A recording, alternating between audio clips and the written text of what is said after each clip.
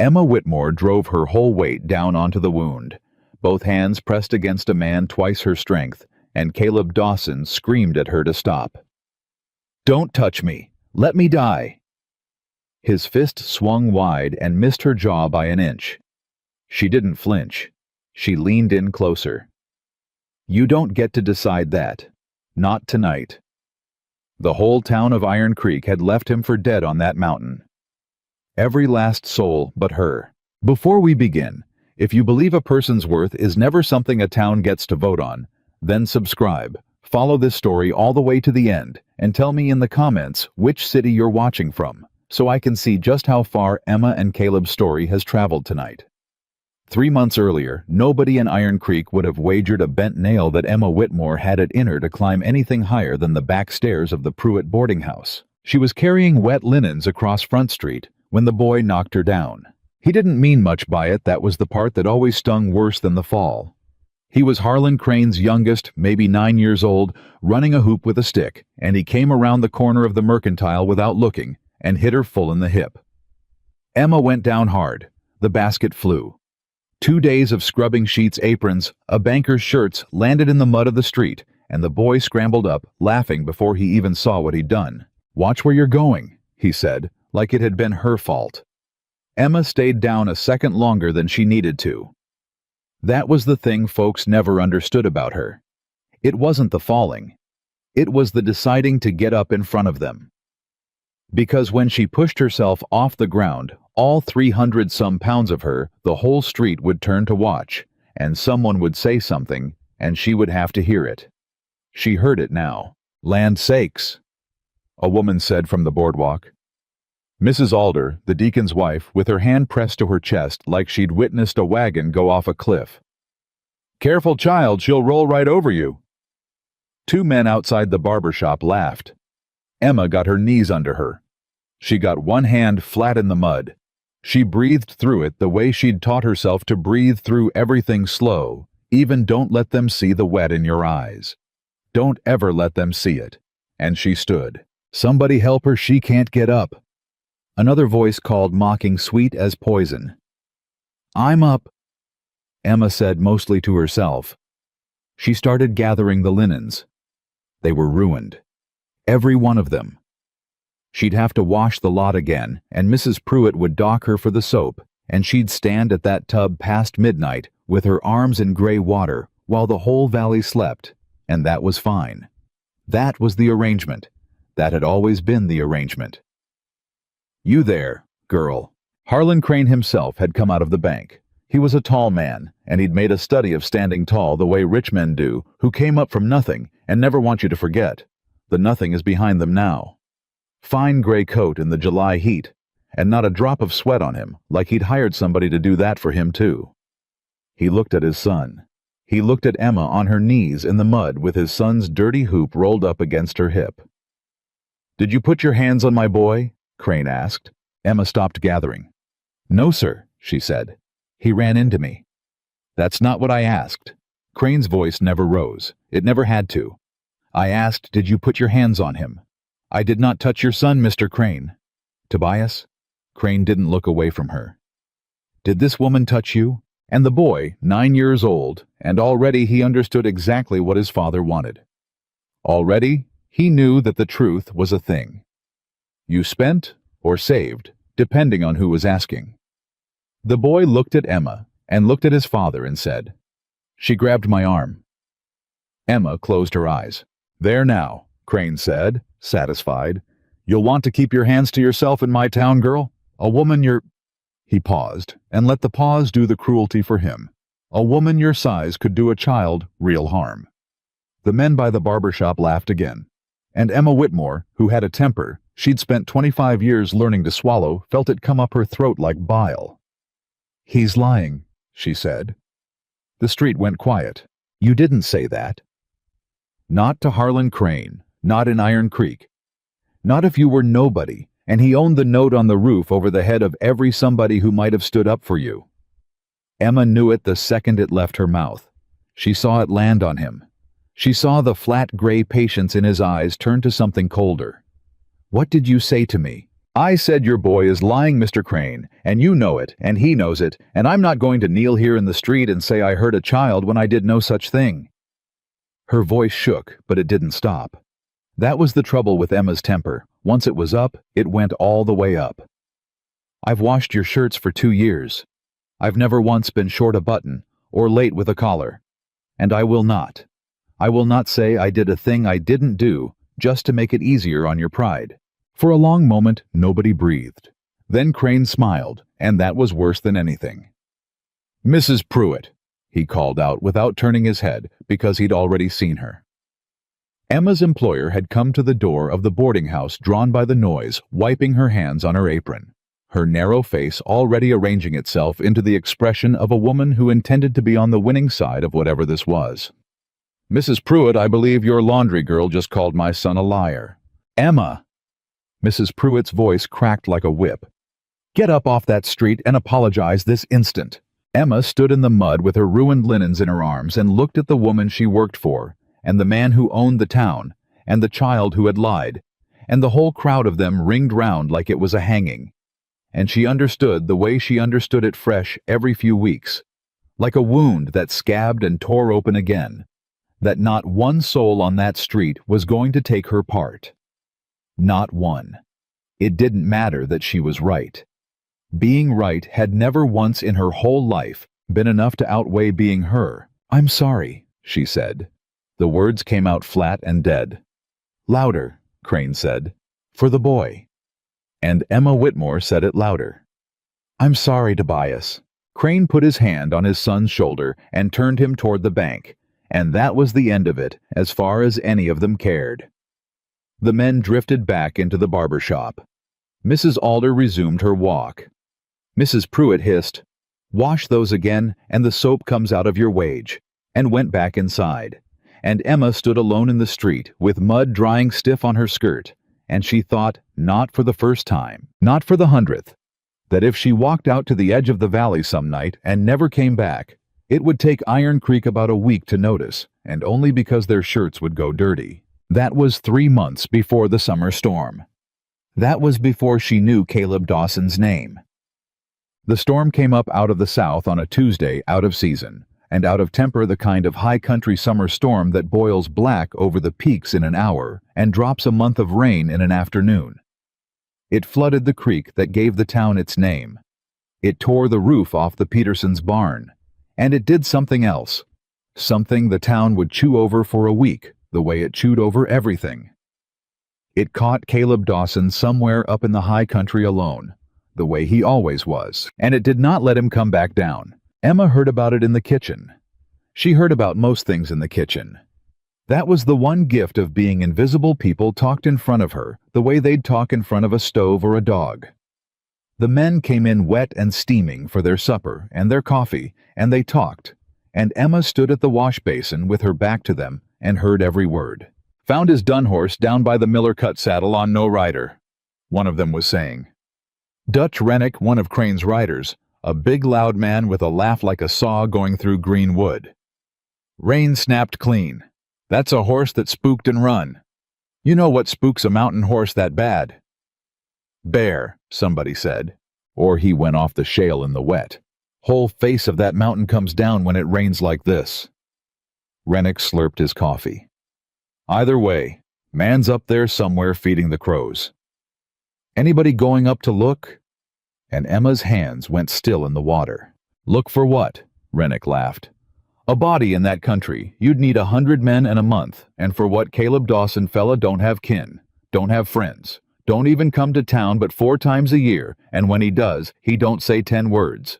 Man made himself a ghost years ago. Storm just finished the paperwork." There was some laughter at that, low and easy, the laughter of men warm and dry and fed, while another man died in the cold, and Emma found she was gripping the edge of the basin so hard her knuckles had gone white. She knew the name. Of course she knew the name. She'd never told a living soul, because there was no soul in Iron Creek she'd have told, but she knew it the way you know the one warm thing in a cold house. Caleb Dawson was the man who'd stopped them from beating her. It had happened the winter before last, and Emma had gone over it so many times since that it played behind her eyes smoother than her own memories, worn glassy from handling. She'd been walking back from the creek in the last light, with a yoke of water across her shoulders, taking the long way behind the freight yard, because the long way meant fewer people, and 3 men had been drinking in the lee of the stacked lumber. Dutch Rennick was one of them. She knew that now. She hadn't known his name then. They'd been drinking Crane's whiskey and celebrating some cattle sale, and they were the particular kind of drunk that goes looking for something to do with itself. They found her. It started the way it always started, with words. Fat. Cow. They made the sounds a man makes to call a hog. One of them knocked the yoke off her shoulders so the water bucket spilled, and she bent to get them. And when she bent, one of them shoved her from behind, so she went down on her hands and knees in the frozen mud. And that made them laugh. And the laughing made it worse, because a drunk man laughing wants to keep laughing. And there was only one way to keep it going. Rennick kicked her. Not hard the first time, a shove with his boot the way you'd move a sleeping dog off the porch. She said, "Please," which was the wrong thing because it was fun. He did it again. And a third man was pulling at her hair, saying something about how she ought to smile. They were paying her attention, weren't they? Wasn't this the most attention a woman like her ever got? And then a voice out of the dark said, "That's enough." Just that. 2 words. He'd come up on foot, leading his horse on his way through the freight yard, and he stood at the edge of the lamplight in a long oilskin coat with his hat pulled low. And he wasn't a big man. That was what Emma remembered most later. He wasn't the size of any of them. He was lean and weathered and quiet, and there were 3 of them and 1 of him, and he said it again softer, which somehow made it land harder. "I said that's enough." Rennick turned. "This ain't your business, Dawson." "You're right." The man Dawson looped his horse's reins over a post slow, like he had all the night in the world. "It ain't, but I'm making it mine. Step back from her." "Or what?" And Caleb Dawson had looked at the 3 of them, drunk and mean, and twice his weight all told, and he'd said in a voice with no heat in it at all, "Or you'll find out what a man who don't care whether he lives learns to do to men who do." Emma had never forgotten that either. The way it wasn't a threat. The way it was just true. And they heard that it was true, and one by one they stepped back. Rennick spat. "She ain't worth it." "That's the second wrong thing you've said tonight," Dawson answered. "Go on home." They went. Drunk men always find a reason to leave that lets them keep their pride, and Dawson gave them the reason by turning his back on them entirely, which told them and told her that he'd already decided they weren't going to do anything, and he was right. They cursed, and they went. And then it was just the 2 of them in the freight yard, Emma on her knees in the mud, and the quiet man crouching down in front of her. "Ma'am." He tipped his hat. Kneeling in the mud ringed by spilled water in the dark, he tipped his hat to her like she was a lady stepping down from a carriage. "You hurt?" "No." She was. Her hip was. But no was the only word she knew how to give a man. "Can you stand?" And here was the thing. Here was the thing she'd carried like a coal in her chest for a year and a half.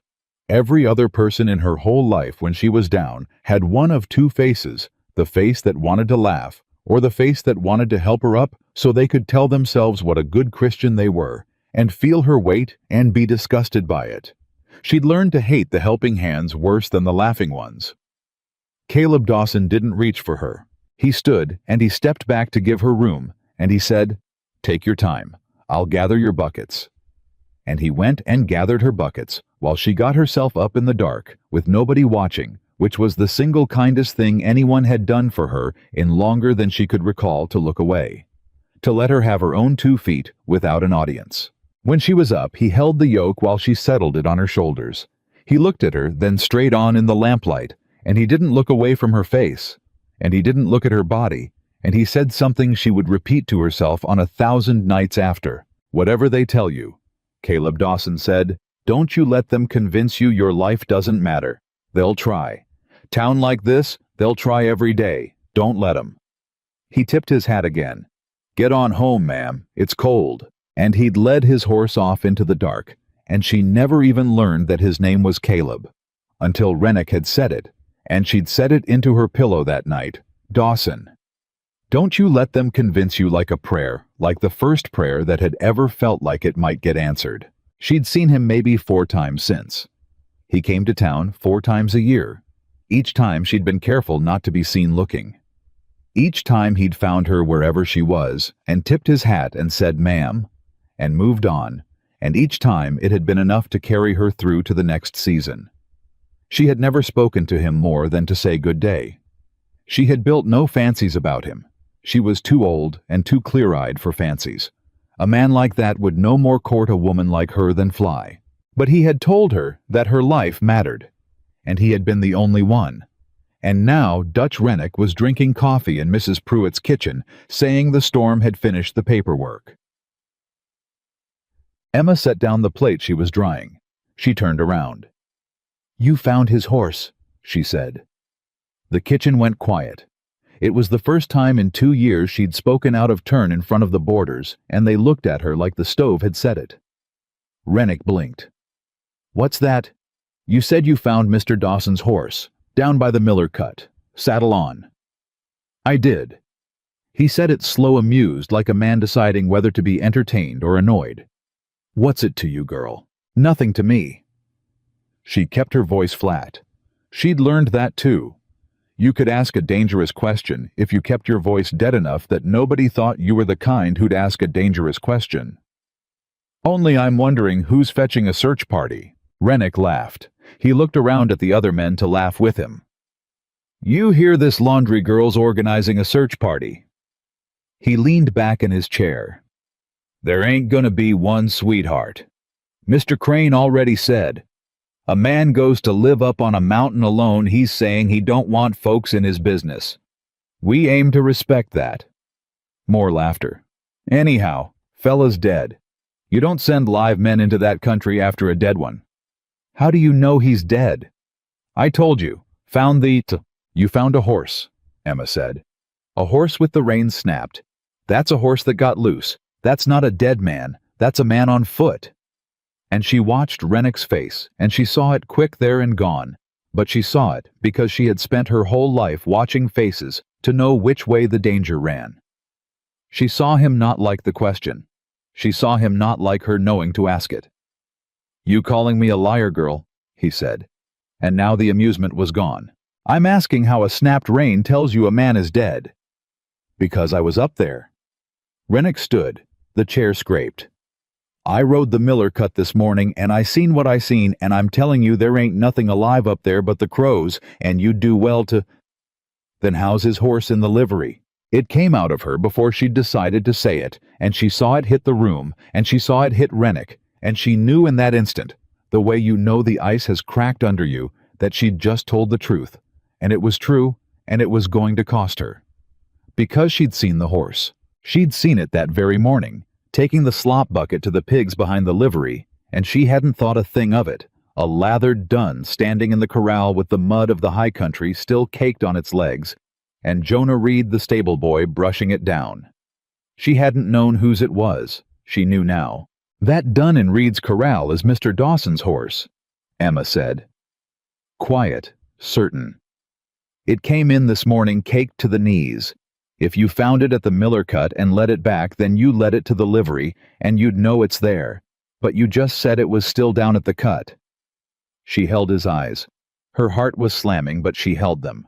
"So either you didn't find that horse where you said, or you found it and you didn't look for the man at all. Which is it, Mr. Rennick?" The kitchen was so quiet you could hear the fire. Dutch Rennick's face had gone a slow, ugly red. "You," he said, "want to be real careful. I only want to know if anybody looked for him." "Nobody looked for him because nobody needs to look for a dead man." Rennick roared it, and he came around the table, and Emma stood her ground, because there was nowhere to go. Her back was to the basin. "You want to look for him? You go on then. Go on up that mountain. You'll be 2 bodies for the crows instead of 1, and won't nobody look for you neither, you hear? Won't nobody in this whole valley cross the street for you, girl, and you know it, and that's why you're standing there like a—" "Rennick!" Another boarder, older, uneasy.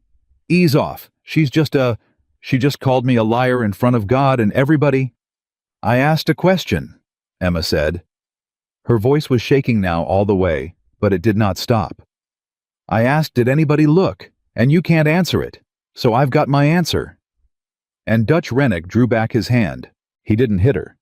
Mrs. Pruitt came through the door in that second, drawn by the shouting, and Rennick caught himself with his hand up, because you don't strike a woman in front of another woman even in Iron Creek. And instead, he stood there with his arm raised and his face purple, and he said low and vicious, "You're gonna be sorry you opened your mouth." "Emma," Mrs. Pruitt's voice. "What in heaven's name?" "She's calling honest men liars," Rennick spat. "Over that mountain hermit." Mrs. Pruitt looked at Emma the way she'd looked at her in the street 3 months before. The same arithmetic behind her eyes, who owns me, who owns him, which way do I fall? "Emma, whatever's got into you. You will apologize to Mr. Rennick, and you will get back to your work." And Emma Whitmore looked around that kitchen at Rennick with his hand still half raised at Mrs. Pruitt, calculating at the boarders staring at their plates, because none of them, not one, would meet her eye. And she thought of a man up on a mountain in the cold, with a snapped rein and a spooked horse, and infected water in his lungs maybe, or a broken leg, or nothing at all. Maybe nothing. Maybe just alone and hurt, and waiting for someone to come who was never, ever going to come because the whole town had already agreed he was too much trouble to be alive. She thought he came for me. In the dark. With 3 of them and 1 of him. She thought, don't let them convince you your life doesn't matter. "No," Emma said. Mrs. Pruitt blinked. "I beg your pardon. No, I won't apologize, because I'm not sorry." Emma untied her apron. Her hands were steadier now, steadier than they'd been in the whole 2 years she'd worked in that house, and she folded the apron once, and she set it on the edge of the basin. "And no, I won't get back to my work. I'm done." "You are not done, you ungrateful. Do you have the first idea what happens to a woman like you with no place?" "I've got some idea," Emma said. "I've had 2 years to think on it. You walk out that door, you don't walk back in it." "I know. There's not a house in this valley'll take you. There's not you'll starve, girl, you'll—" "Then I'll starve." Emma pulled her shawl off the peg by the door. Her whole life fit on that one peg, more or less a shawl and a name nobody wanted. "But I'm not going to stand in a warm kitchen and dry your dishes while a man freezes on a mountain, because he's the only person in this whole rotten town who ever looked at me like I was a Christian soul." She looked at Rennick. "You go on and tell Mr. Crane whatever you like. Tell him the laundry girl's gone up the mountain.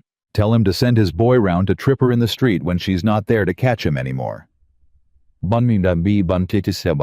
And Dutch Rennick, big and red and full of Crane's whiskey and Crane's authority, said the thing he shouldn't have said, the thing that Emma would hear again in her worst hours and hardest climbs, the thing that put steel in her spine when the mountain tried to take it out.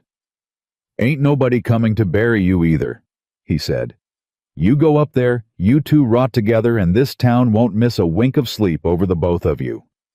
The kitchen held its breath, and Emma Whitmore at the door with her shawl in her hands, and mud still stiff in the hem of her skirt, and 25 years of being told she was worth nothing, sitting on her chest like a stone. Emma smiled at him. It was not a nice smile.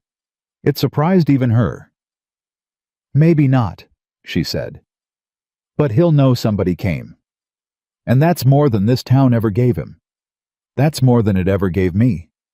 She opened the door onto the wet gray evening. "And it turns out that's enough."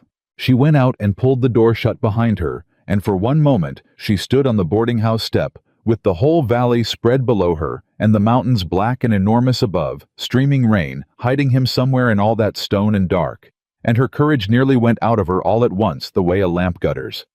She had never been up that mountain. She was afraid of high places had been since she was a girl.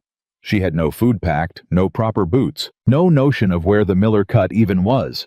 She was by any accounting a sane person could make about to do a foolish thing that would very likely kill her. But down in the livery, Jonah Reed the stable boy was still brushing down a dun horse with the mud of the high country caked to its knees, a horse that had come down that mountain alone, which meant there was a trail, which meant the horse had come from somewhere, which meant that somewhere up in all that stone was the place it had left him. And no one was going.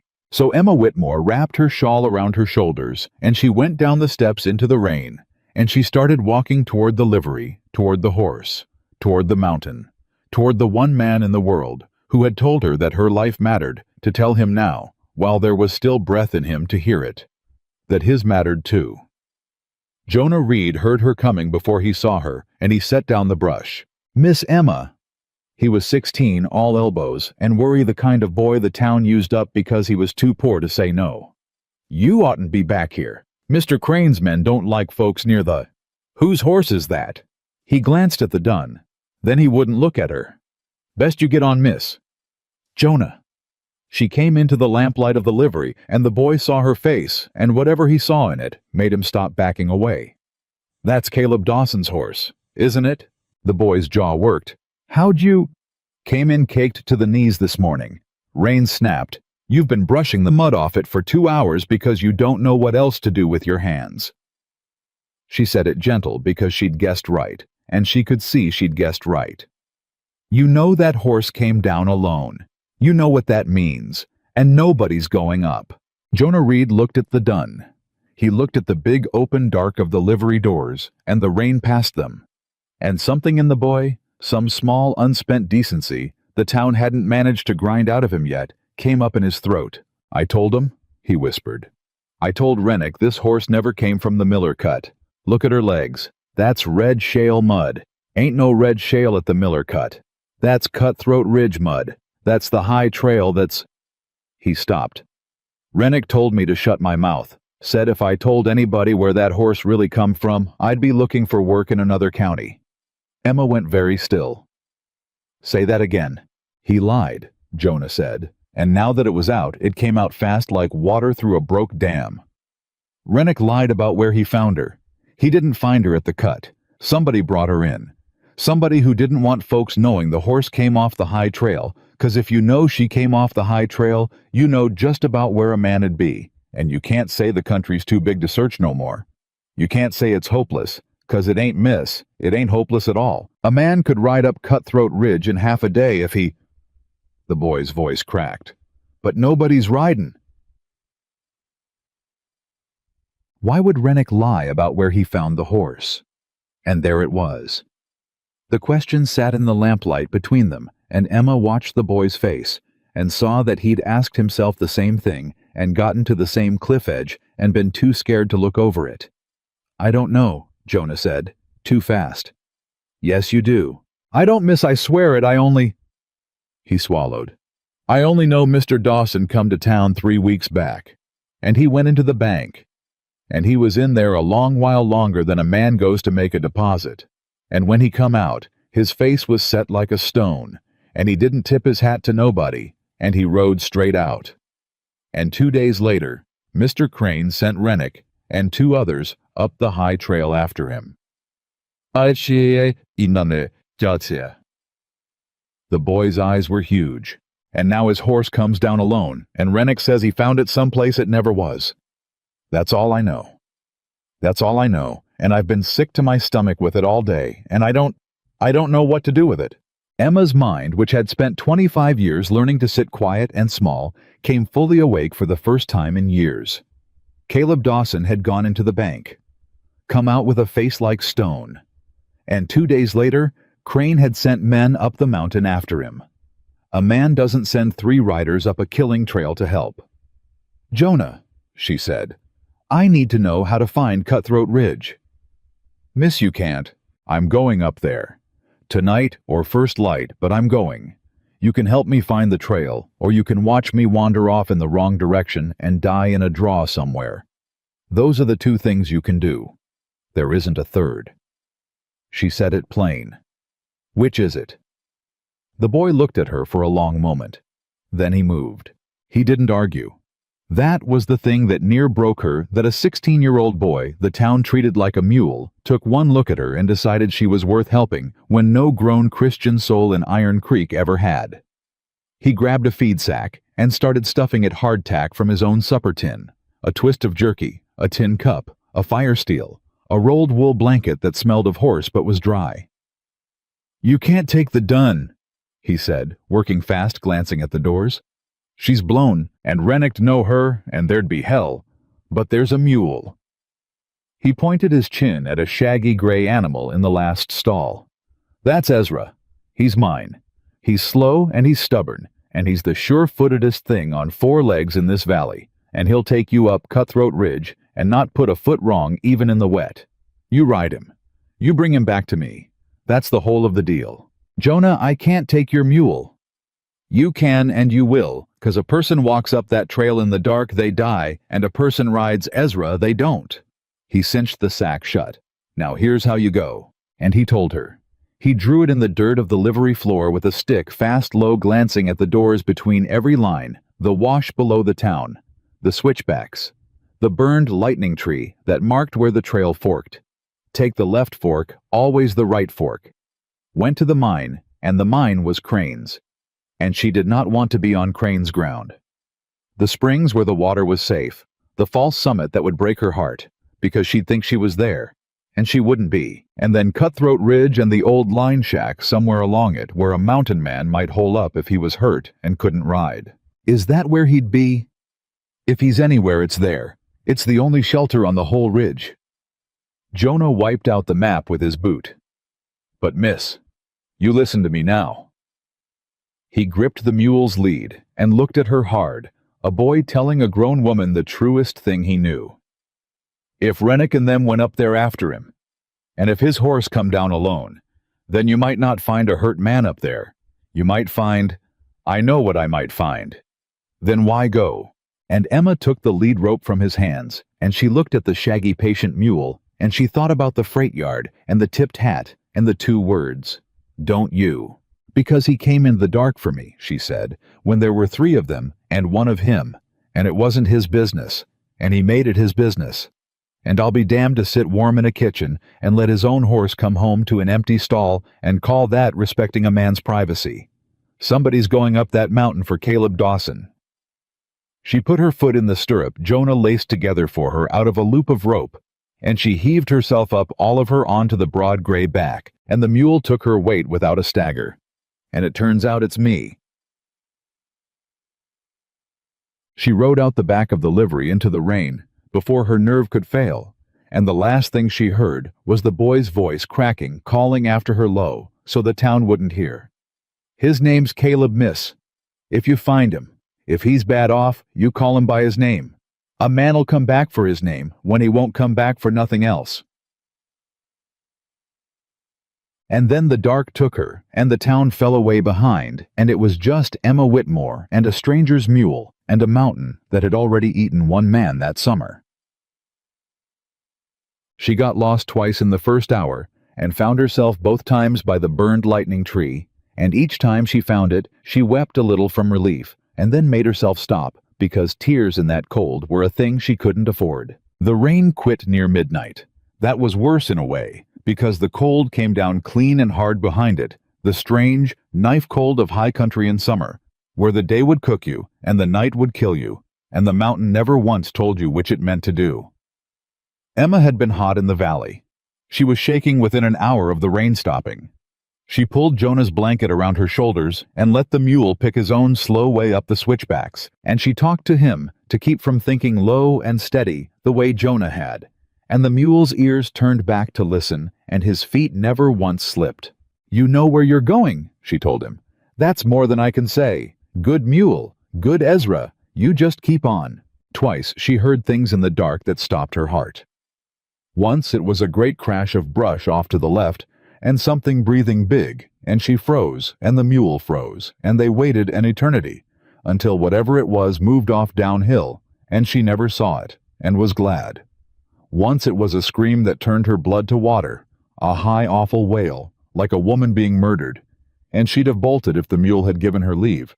But the mule only flicked an ear, and she understood after a shaking minute that it had been a cat of some kind, a mountain lion, and that it had been far off, and that the mule knew far off from close the way she never would. "You're not scared of a thing, are you?" she whispered. The mule walked on. By the gray coming of dawn she reached the false summit, and it broke her heart exactly the way Jonah had promised. She crested the rise, sure she was at the top, sure the ridge would open before her, And instead, there was another whole shoulder of mountain above her, higher and blacker and further, and for one moment, Emma Whitmore put her face down into the mule's wet mane and gave up. She was so tired. She was tired all the way to the floor of herself. Her thighs were raw from the saddle, and her hands were cracked with cold, and she hadn't eaten but a scrap of jerky in the night, and she had no earthly idea if the man she was killing herself to reach was even alive. And the likeliest thing, the sane thing, the thing any person in Iron Creek would have told her, was that she was riding a boy's mule up a killing mountain to find a corpse, and that Rennick was right, and that they'd rot up here together, and the town wouldn't lose a wink. Don't you let them convince you your life doesn't matter. She heard it in his voice, plain as the freight yard, and she lifted her head. All right, she said to the mule, to the mountain, to the man she couldn't see. All right, not there yet, then we go on. She went on. She found the first blood 2 hours past the false summit. It was on the trail itself, a dark stain gone brown and old on a flat white shelf of the red shale Jonah had named, and Emma nearly rode past it in her exhaustion before her tired eyes caught the wrongness of it. She got down off the mule, her legs near buckled, when they took her weight, and she knelt and touched it, and it was blood. Days old, a lot of it more than a man ought to lose and keep walking. And there was a boot scrape leading off it.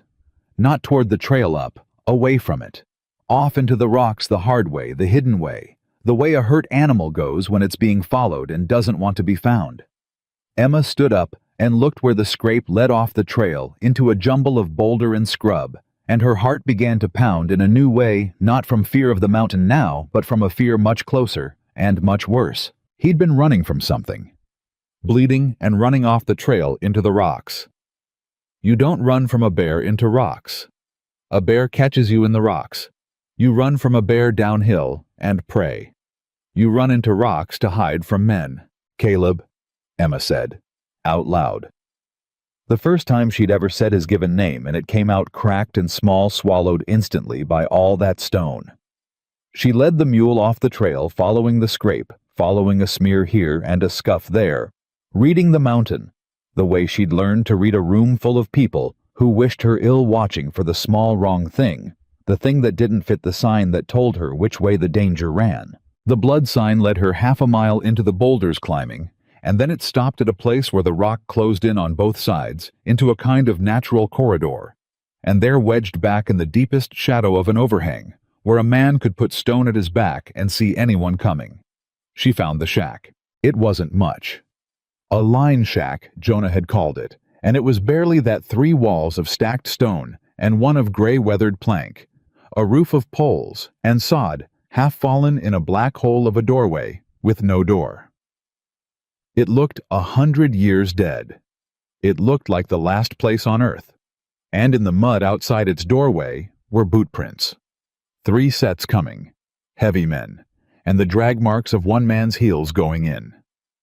Emma's whole body went cold in a way the mountain had nothing to do with.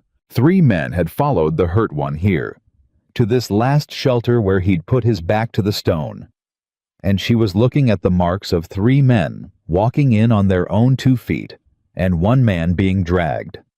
She didn't want to go in. For one long, sick, honest moment, Emma Whitmore stood in the mud outside that black doorway, and did not want to go in, because as long as she didn't go in, she didn't know, and as long as she didn't know, he could still be alive. And she wanted him alive more than she'd wanted anything in her whole starved life, and going through that door might take it from her. You call him by his name, Jonah had said. A man'll come back for his name. She tied the mule. Her hands shook. She unwound her shawl and held it. She didn't know why, some notion of having something in her hands, and she went to the black doorway, and she made herself say it into the dark, into the dead cold reek of the place. Caleb Dawson. Nothing. Caleb Dawson, it's... Her voice broke, and she mended it. It's Emma Whitmore, from the town, the laundry. You stopped some men from... She was babbling. She stopped. She stepped into the dark. It took her eyes a moment, and in that moment, she heard it, a sound so small, she'd have missed it a foot further out. a sound she knew in her bones because she'd made it herself so many nights into her own pillow. A breath drawn shallow and ragged around pain. A living breath. He was alive. She got down on her knees on the filthy floor, and she found him in the dark by the heat coming off him. And the heat was terrible. A fever, heat, a heat like a stove.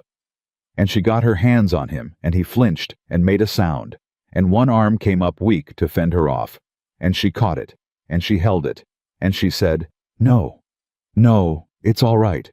It's Emma. Somebody came, you hear me? Somebody came. You."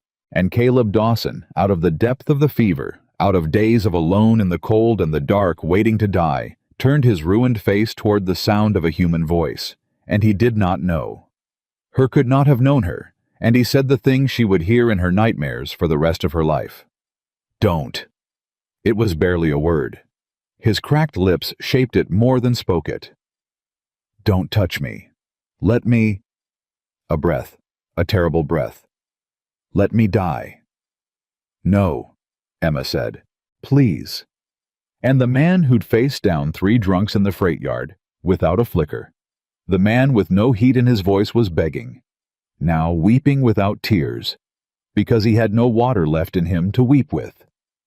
"Please, hurts, let me, nobody's coming, let me go. Somebody came." Emma got both hands on him, and she found the wound by the heat and the wet of it high on his side. And it was bad. It was the worst thing her hands had ever touched, hot and swollen and weeping, and she understood in one lurching heave of her stomach that this was no bear and no fall. This was a bullet. This was a bullet gone bad. This was a man who'd been shot high in the side 3 weeks or a lifetime ago and had crawled into a rock and been left to rot. "Somebody came, Caleb. You hear me? You look at me. Somebody came, and it's not nobody. It's the fat laundry girl you were kind to, that's who came. That's who climbed your whole mountain, so you don't get to die, you understand me? You are not allowed. After all this, you are not allowed to die on the one person who ever came." His fever-bright eyes found her face in the gloom, and something moved behind them. Some spark way down deep, catching. "Emma," he whispered. She had never in her life heard her own name said like that. Like it meant something. Like it was the name of somebody who mattered. "Yes." She was crying now freely, and she didn't care, and she pressed her shawl to the terrible wound in his side and bore down. "Yes, it's Emma. I'm here, and I am not going anywhere, Caleb Dawson, so you can stop your begging. You saved my life in that freight yard, and by God I have come to collect the debt." He tried to shake his head. His hand found her wrist, gripped it with the last of a strength that had once faced down 3 men. "Crane's men. They'll come back, finish it, you can't. You have to—" Crane's men. And there it was, the last of it dropping into place like the tumbler of a lock. Not a bear, not the mountain. Crane. Crane's men did this to you, the survey. Every word cost him. In the bank, I saw the survey. He's stealing the whole valley, every deed's a lie, and I saw it, and they shot me for seeing it. His eyes rolled the fever pulling him under. Left me to rot so nobody'd ask. Caleb, stay with me. You have to go, he breathed. Before they come back, they'll kill you too. Go, Emma. I'm already dead. Go. And Emma Whitmore, kneeling in the filth with a dying man's blood soaking through her shawl, and a rich man's murder, finally laid bare in front of her, felt the fear go through her. One last time, the fear that had run under her whole life, the fear of what powerful men do to nobodies, who see too much. And then she felt it burn away, clean all at once, in a heat that had nothing to do with the fever. They already decided I'm nothing, she said. Steady now, steadier than she'd ever been. She tore a strip from her own skirt with her teeth and her hands, and began to bind the wound, working fast, working sure a woman who'd nursed herself through 100 hurts nobody else would tend. They already decided you're dead, so there's not one thing left they can take from either of us that we haven't already been robbed of, which means Caleb Dawson. She cinched the binding tight, and he cried out, and she kept on. which means we are the two most dangerous people in this whole valley. Because we have got nothing left to lose. And a person with nothing to lose, she got her arm under his shoulders. She was strong. All her life they'd used her strength for a curse, a thing to mock.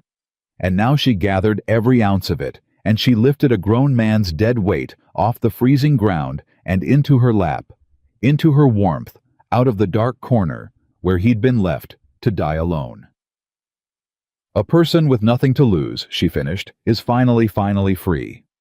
He wept against her silent shaking, the fever burning them both, and she held him the way no one in her whole life had ever thought to hold her, and she rocked him, and she said his name over and over. Caleb. Caleb, I've got you, Caleb. Until the shaking eased, and the fight went out of him, and he sagged, and for one heart-stopped second, she thought she'd lost him, and then she felt it, the shallow, ragged breath in and out against her chest. Still there, still fighting, still hers to save. She got the fire steel out of Jonah's sack with one hand, while she cradled him with the other. And outside, far down the mountain, faint on the thin, cold air, came a sound that stopped her hands and turned her head toward the black doorway and the gray day beyond it. Hoofbeats. More than one horse. Coming up the trail, she'd come up. Coming toward the shack. Emma Whitmore looked down at the unconscious man in her arms. The man Iron Creek had left to rot, the man who knew Harlan Crane's secret, the man 3 riders had already tried to murder once and would gladly murder again, and she understood with a terrible cold clarity that the hoofbeats meant Crane's men had gotten word. They knew the laundry girl had gone up the mountain, and they were coming to make sure 2 bodies rotted in that rock instead of 1. Emma didn't think. There wasn't time to think. She laid Caleb down as gentle as she could, and she went to the black doorway on her hands and knees and looked out, and she counted them coming up the last switchback below. 2 riders, not 3. 2. She knew the first one by his size before she could see his face. Dutch Rennick, big as a barn door on a laboring horse. The second was smaller, hunched, and it took her a moment in the gray light, and then her stomach dropped because the second rider was Jonah Reed. The boy was slumped in the saddle with his hands tied to the horn. They'd caught him.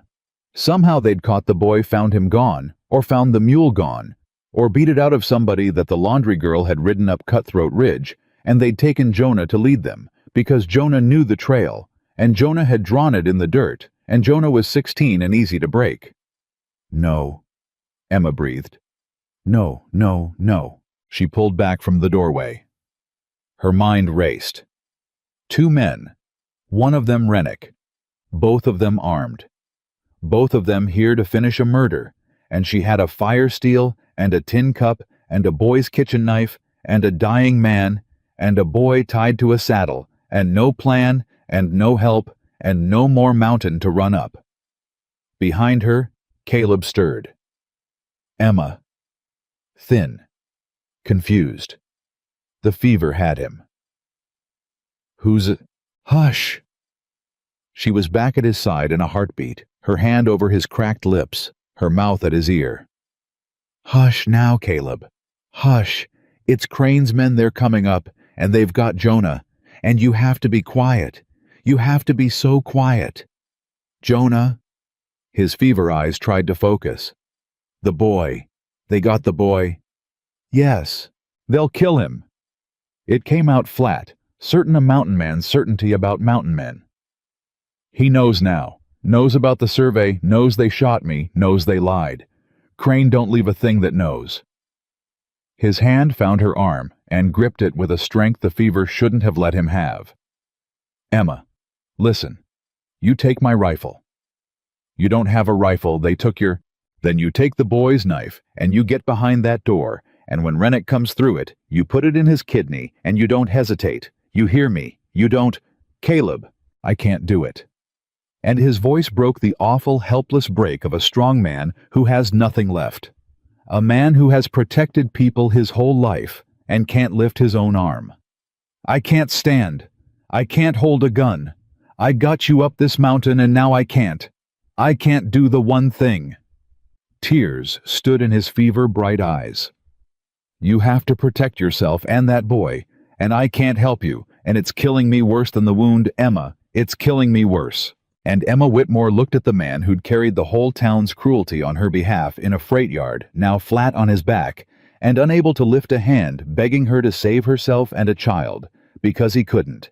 And something happened in her that had never happened in 25 years. She stopped being afraid. Not brave, braver than that. She went past brave into somewhere cold and clear and calm, the place a mother goes, the place a person goes when the thing they love is under threat and their own life stops mattering, because there's finally something that matters more. "I'm not going to put a knife in anybody," she said, "because I'm not going to let it get that far." She pressed his hand to her cheek once and set it down. "You told me once not to let them convince me my life doesn't matter. Well, turns out I learned it. Turns out I learned it good." She got to her feet. "Now you lie still, and you trust me. Caleb Dawson, the way I trusted a stranger in the dark. Can you do that?" He looked up at her, and whatever he saw in her face standing over him, this heavy, mud-streaked, exhausted woman that a whole town had spent on cruelty, like she was nothing whatever, he saw it made him stop fighting. "Yeah," he whispered. "Yeah, I can do that." And Emma walked out the black doorway to meet Crane's men on her own 2 feet. Rennick saw her step out of the shack, and he reined up so hard his horse threw its head. "Well, I'll be damned," he said. He sat there 40 feet off with the boy's horse on a lead behind him, and he looked at Emma standing in the doorway of the shack, and a grin spread over his big face like grease on a griddle. "The laundry girl. You made it up the whole mountain. Wouldn't have believed it." He shook his head almost admiring. "And you found him too, didn't you? You found Dawson." "He's dead," Emma said. She said it flat and dead, the voice she'd perfected over 2 years, the voice that gave nothing away, and she watched it land on Rennick, and she watched him not quite believe it. "That's so." "Found him this morning. Bear got to him, or the fall did. He's 3 days gone, and starting to turn." She let her face do nothing. "You can go on up and smell him if you don't believe me. I wouldn't wish that smell on a dog." And for 1 second, 1 whole second, she thought it might work.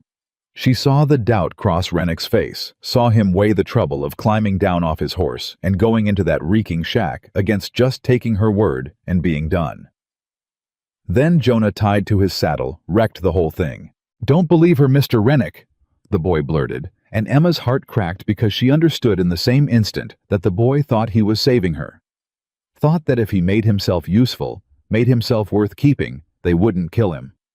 "She's lying. She's soft on him. She came up here to save him. She'd say anything. Don't—" "Jonah," Emma said. "I'm sorry, miss." The boy was weeping.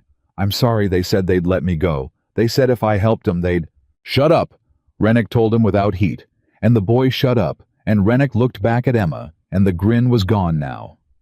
"Soft on him," he repeated. "Now that's interesting. Boy says you came up here to save him, which means the man's alive, which means—" And he swung down off his horse, slow, heavy, his hand resting easy on the pistol at his hip. "You've been lying to me, girl. And I already told you once today what happens to folks who lie to me."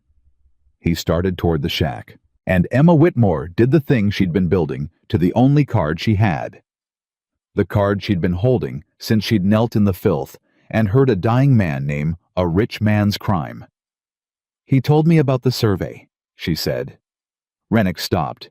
He stopped like he'd hit a wall, 1 boot in the mud, and his head came round, and the easy went out of him all at once, and Emma saw with a cold surge of something almost like joy that she'd found the one thing in the whole world that could stop Dutch Rennick. "He told me everything," Emma went on, and now she stepped down out of the doorway toward him, closing the ground, because she'd learned long ago that you don't cower from the thing that means to hurt you. You walk into it. You make it deal with you as a person and not a target. "Before the fever took him, he told me what he saw in that bank. The survey Crane's been hiding, how every deed in this valley's a lie, how Crane's been stealing land out from under folks for years quiet, a piece at a time forging the lines, and how Caleb saw the true map, and Crane couldn't have that, so Crane sent you up here to put a bullet in him." She was 10 feet off now. "That about the size of it, Mr. Rennick?" Rennick's face had gone gray under the weather red. "You don't know nothing," he said. But his voice had changed. "I know it was you pulled the trigger." She watched him. "I know Crane don't dirty his own hands. I know it was you shot an unarmed man in the side and left him to rot in a rock so nobody'd have to explain a body. And I know one more thing, Mr. Rennick." She stopped close enough now to see the sweat break on his forehead in the cold. "I know that Harlan Crane will hang you for it and not lose a wink of sleep." "That ain't—" "Course it is. You know it is." She pressed fast now, the way you press a splinter of doubt in a cornered man, the way she'd watched Crane himself do it to her in the street. "Think it through. You did the murder, not him. His hands are clean, they're always clean, that's the whole trick of the man. When this comes out, and it's coming out—" "Mr. Rennick, it came off that mountain. The second Caleb Dawson told it to me. And I don't rot as easy as he does when it comes out. Whose neck goes in the rope? The banker who never held a gun in his life? Or the hired man who did? She let it sit. You'll hang alone. He'll bury you and go to church on Sunday and tell everybody what a shame it was that Dutch Rennick always a violent one, and he'll mean it, and folks'll nod, and that'll be the whole of your funeral." The mountain was dead quiet. Dutch Rennick stood in the mud and looked at Emma Whitmore, and she watched the whole thing move behind his eyes. The fear, the arithmetic, the slow, terrible dawning of a stupid man realizing he's been made the fool who holds the whole weight of another man's sin. And then the second twist landed, the one Emma hadn't planned, the one that came up out of the boy tied to his horse. "He already done it to my pa," Jonah said. Both of them turned. The boy sat slumped and bound, tears drying on his dirty face, and he wasn't looking at either of them. He was looking at nothing at the middle distance, at some memory. "Crane done it to my pa," Jonah said again, dull wondering, like the pieces were fitting together in his own head, even as he spoke. 4 years back. Said our claim was surveyed wrong. Said the true line put our creek on his side. Took it to the county man, and the county man agreed, and just like that our water weren't ours no more, and Pa couldn't run stock without water, and he lost the whole place inside a year, and he—" The boy's voice went thin. "He took to drink, and he died of it, and Ma went to her sisters in Kansas and left me here 'cause there weren't enough for two, and I've been shoveling Crane's stalls ever since and thanking him for the work."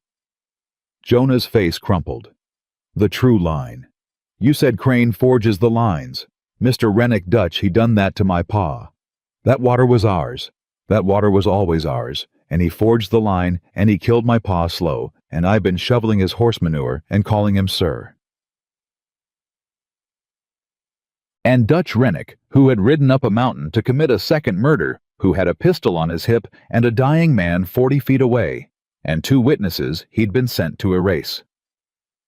Dutch Rennick looked at the weeping boy, and something in his big, stupid, brutal face came apart. "I didn't know about your pa," he said. "You knew." Jonah wasn't accusing. That was the terrible part. He was just saying it exhausted, certain. "Maybe not that one, but you knew what he was. You always knew. You just liked the wages better than you hated the man." Nobody spoke. Emma didn't breathe. She could feel it, the balance of the whole thing teetering, a violent man with a gun, a boy who just named him for what he was, a woman with nothing but words and a murder half finished behind her in the dark. It could go any way. It could go the worst way. She had seen enough of men to know that shame in a brute like Rennick could turn to gentleness, or it could turn to slaughter, and there was no telling which until it turned. She played the last thing she had. She played the truth. "You don't have to be him," she said soft. Rennick's eyes came to her. "You don't have to be Crane. You don't have to be the man who does the thing so a rich man can keep his hands clean. There's a road down off this mountain. Mr. Rennick and Crane's at the bottom of it waiting to hang you for what he sent you to do, and I am telling you there is another way to ride it. You can come down as the man who did the murder, or you can come down as the man who wouldn't do the second one." She held his eyes. "I've spent my whole life being told what I am by folks who never once asked me. Fat, worthless, nothing. And this morning I found out they were all wrong, every one of them, because I did a thing nobody thought I could do. I climbed your killing mountain, and I found your dying man, And I was somebody, Mr. Rennick. I was finally somebody. And it turns out you get to decide that. You. Not Crane, not the town. You get to decide right now, standing here, what kind of man rode down off Cutthroat Ridge. She took a breath. So, what kind is it? The wind moved through the rocks, and Dutch Rennick took his hand off his gun.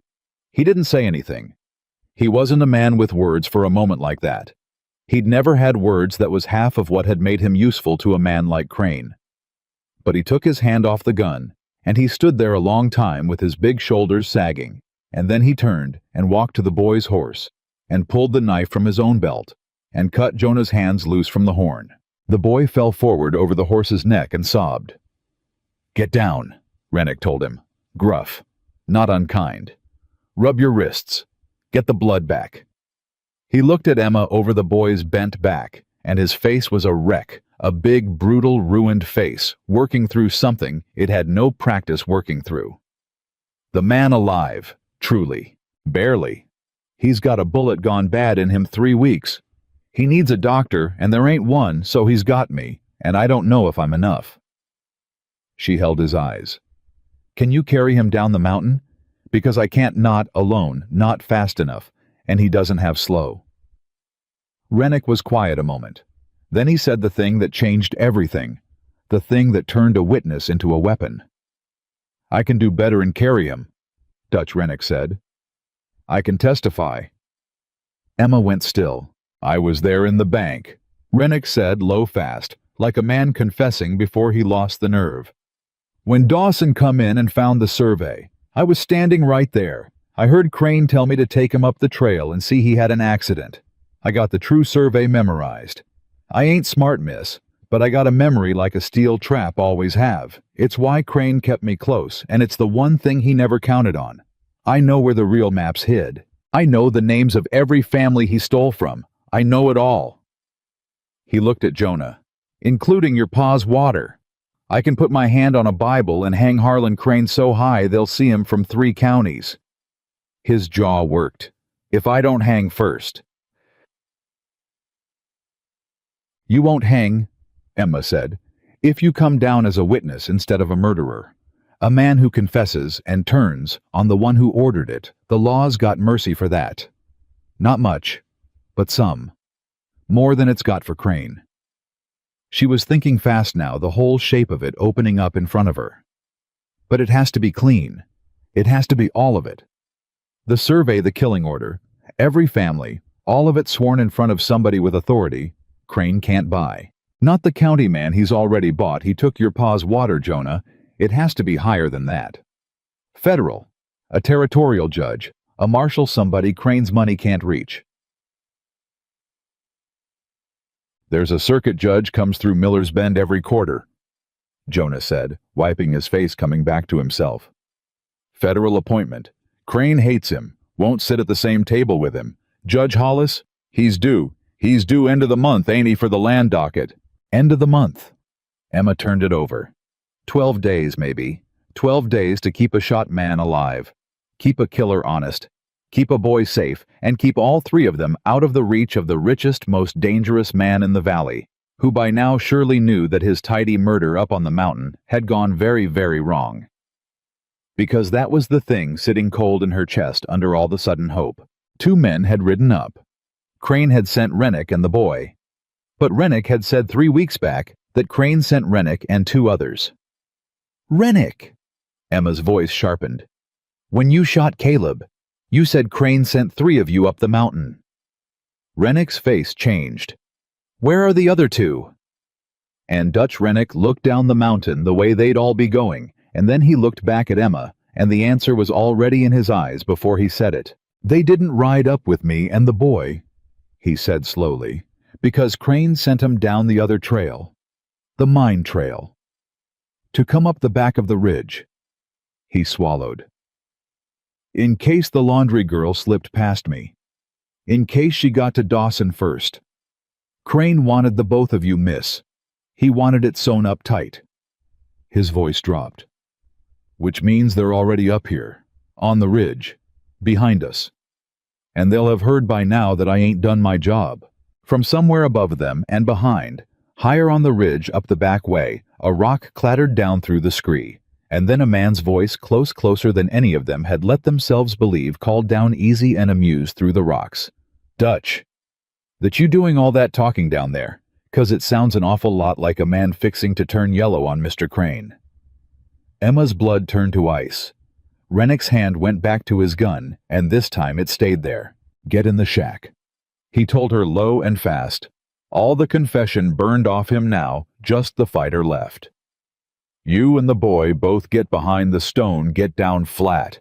There's 2 of 'em, and they're better with a gun than I am, and one of 'em's Cole Vickers, and Cole Vickers has killed more men than the pox." He drew the pistol. "I done one honest thing in my whole rotten life about 2 minutes ago. Reckon I'll go on and do a second one." "Rennick, get in the shack, Emma Whitmore."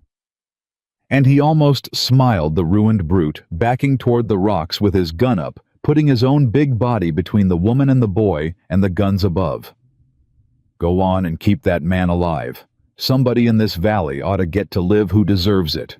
Reckon it ain't gonna be me." He turned toward the voice in the rocks and hollered up the mountain loud, drawing it away from the shack, drawing it onto himself.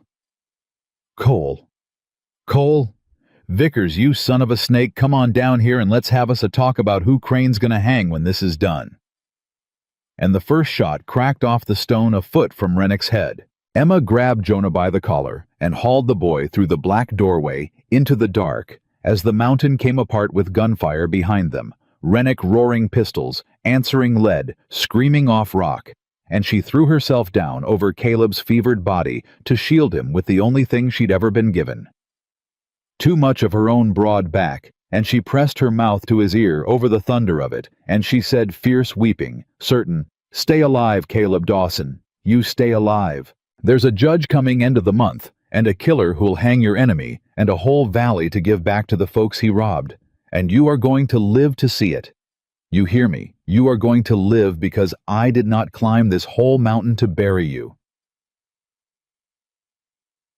And outside in the roar and the smoke, Dutch Rennick murderer cowered witness, and for the last 90 seconds of his life, a better man than the one who'd hired him bought them the time with the only currency he had left. The gunfire stopped as sudden as it started. Emma lay over Caleb in the dark of the shack with her heart slamming against her ribs and her arms wrapped over his fevered head, and the silence after was worse than the noise had been, because silence meant it was decided, and she didn't know which way. Then boots dragging slow, one man's weight coming down through the rocks toward the doorway. She grabbed Jonah's kitchen knife off the floor. Her hand shook. She got herself between the door and the 2 people she'd sworn to keep breathing, and she raised the little blade at the black rectangle of daylight, and she thought, if it's Vickers, I get one chance, and I'd better not waste it. Dutch Rennick fell through the doorway. He came down on his knees, and then his hands, and there was blood coming out of him in 2 places she could see, and likely more she couldn't. And he lifted his big, ruined head and found Emma in the gloom with the knife up. And he laughed. It was a wet, terrible sound. "Put it down, girl," he wheezed. "It's done. They're done. Both of 'em." He coughed, and it hurt him. She could see it hurt him. "Vickers, and the Pruitt kid he brought, both down in the rocks. I ain't the shot they were, but I was closer, and I didn't much care no more if I lived, and that—" Another wet laugh. "That'll beat a fast hand near every time. Man who don't care whether he lives, learns to do a thing to men who do." He sagged. "Where'd I hear that?"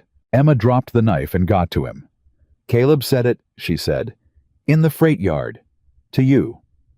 "Did he?" Rennick let her ease him down against the stone wall. "Reckon it stuck." His eyes found the shape of Caleb on the floor. "He hear all that. The judge, the survey, all of it. He's in and out. The fever. Then you remember it." Rennick's hand came up and closed around Emma's wrist, and there was still terrible strength in it, the last of a big man's strength going out of him fast. "You listen to me now, 'cause I ain't got the wind to say it twice. The real survey. The true map. Crane keeps it in the bank, but not in the safe. He ain't that dumb. It's behind the panel, the wainscot behind his desk. Third board from the window it pulls. There's an oilcloth packet. The true lines, the forged deeds, the letters. He kept letters. The greedy fool, he couldn't help himself. Letters to the county man arranging it all. Names, dates, dollars. He coughed red. You get that packet in front of Judge Hollis and Crane hangs. Without it, it's your word, and the boy's word, and a dead man's word against the richest man in the territory, and you know how that goes. You've been on the losing end of that your whole life. I'll remember, Emma said, third board from the window, behind the panel. I'll remember. And me. His grip tightened. You tell the judge Dutch Rennick turned. You tell him I confessed of my own will, and I put down the 2 cranes sent to finish it. Not for me. I'm past caring what they carve on my rock, if they even give me one. But... His eyes went to Jonah standing white-faced against the wall. But the boy ought to know. When they tell it in the town, when they say Rennick this and Rennick that, the boy ought to know his pa's water gets took back, and it was the man who wronged him helped take it back. He swallowed. That's all. That's the only thing I ever done that I'd want a boy to hear about. Mr. Rennick, Jonah started and couldn't finish. Dutch, the big man said. Just Dutch. Ain't nobody called me mister but to get something out of me. He looked at the boy a long moment. Your pa was a decent man. I'm sorry I stood by. That's the truth, and I never said it to a soul, and now I said it. His head went back against the stone. Cold up here, ain't it, for summer? And Dutch Rennick, who had ridden up Cutthroat Ridge to commit a murder and stayed to prevent 2, closed his eyes and did not open them again. Jonah made a sound and turned his face to the wall. Emma knelt there a moment with the dead man's hand still around her wrist, and she felt the strange, enormous weight of it, that a person could be the worst thing in your life, and then in the space of an hour become the reason you lived. That there was no such thing maybe as a soul used all the way up. That even Dutch Rennick had kept one honest thing back in the dark of himself, saving it, not knowing he was saving it for the one morning it would matter. She loosed his fingers gentle from her wrist and folded his hands on his chest. Come away from the wall, Jonah, she said. I need you. He needs you. There's living to tend to, and it can't wait on the dead. They couldn't stay on the ridge. That much was plain. 2 of Crane's men lay dead in the rocks, and Rennick lay dead in the shack, and when none of the 3 came down, Crane would send more, and the more would come armed and careful and expecting the worst. The ridge had become a place that would kill them slower, but just as sure as a bullet. But Caleb couldn't ride. He couldn't sit a horse. He couldn't sit up. The bullet fever had him deep, and moving him wrong would open the wound and finish what Crane had started 3 weeks back. So Emma did the thing she'd been doing her whole life. She figured out how to carry a weight nobody thought she could carry. She and Jonah rigged a drag out of the shack's fallen roof poles, and the wool blanket, and Rennick's saddle leathers, a travois like she'd heard the Indians used, and they lashed it behind Ezra the mule, because the mule was sure-footed and calm, and wouldn't spill a hurt man down a mountainside. They worked fast, and mostly silent. Twice Emma had to stop and put her hands on Caleb on his chest to feel the breath still going, because the not knowing was unbearable, and she had to know, over and over, that he was still there to be saved. Miss Emma. Jonah cinching the last knot, not looking at her. That other trail, the mine trail Vickers come up. It don't go back to town. He swallowed. It goes to Crane's diggings. There's a cabin there, a good one tight with a stove and a store of goods. The mine's shut for the summer, ain't nobody there. Nobody'd look for us at Crane's own mine. It's the last place. He finally looked up. We could hole up there. Get him warm. Get him fed. Keep him breathing till the judge comes. And it's Crane's own roof, which is a kind of justice I can't hardly stand to think about. Emma looked at the boy, 16, orphaned by the very man they were hiding from, and clever enough to think of hiding under that man's own roof. Jonah Reed, she said, you are the smartest person in this whole valley, and don't let a single soul tell you different. The boy flushed to his ears and turned away to hide it, and Emma understood that too. Understood a person who'd been called useful only as a mule, his whole young life, and had never once been called smart, and didn't know what to do with his face when somebody did. "Come on," she said. "Let's get our man off this mountain." The cabin at the mine was everything Jonah had promised, and being under Crane's own roof, eating Crane's own stores, warming a hunted man at Crane's own stove, it did something to Emma's spine. It straightened it. Every hour she spent keeping Caleb Dawson alive in Harlan Crane's cabin was an hour of the purest defiance she had ever lived, and it burned in her clean and hot. The first 3 days, she didn't sleep more than an hour at a stretch. The wound was the enemy, now more than Crane. She'd dug worse-tended hurts out of her own body over the years, but never a bullet, and never one gone this bad. She heated Jonah's knife in the stove fire till it glowed, and she opened the wound clean, and she got the ball out flattened ugly, buried against a rib, and Caleb screamed himself hoarse, and then went silent, in a way that scared her worse than the screaming. And she packed the wound with a poultice she made from what the mountain gave her, and what memory gave her, moss and pine pitch and boiled cloth, and she prayed, and she did not leave his side. On the second night, the fever peaked, and he talked. He talked to people who weren't there. He talked to a woman named Sarah, and 2 children whose names he said soft over and over, and Emma understood without being told that this was the family the plague had taken, the family that had made him a mountain man, the family he'd gone up into the high country to be alone with the ghosts of. He begged Sarah's forgiveness for living. He told the children a story about a bear, half of it the same half over and over, never able to reach the end. And Emma sat and held his hand through all of it, and did not shush him, and did not weep where he could hear. And when he cried out for water, she gave it a spoon at a time, and when he cried out for Sarah, she said, "I'm here," not to lie to him, but because she understood he only needed to not be alone, and any voice in the dark would do even hers. "You're not her," he said once lucid for a moment, his eyes finding her face in the firelight. "No," Emma said. "I'm not." "Good." And his eyes closed again. "Don't want her to see me like this. Don't want her to see I couldn't even die right." His hand tightened on hers. "You'll do. You'll stay. I'll stay." "Why?" he breathed, already going under. "Why'd you climb the whole—" But the fever took him before she could answer, and she was glad because she didn't have the answer yet, or she had it and couldn't say it not to a man burning half to death who'd just cried another woman's name. On the 4th day the fever broke. She knew it before she touched him. She woke from a doze in the chair by the stove, and something in the quality of his breathing had changed, gone deep and even, and she put her hand to his forehead, and it was damp and cool, cool. Blessedly cool, and Emma Whitmore put her face down on the edge of the cot and wept until she had no more. In her silent shaking, a woman coming apart at the seams from 4 days of holding herself together with nothing but will. When she lifted her head, Caleb Dawson was watching her.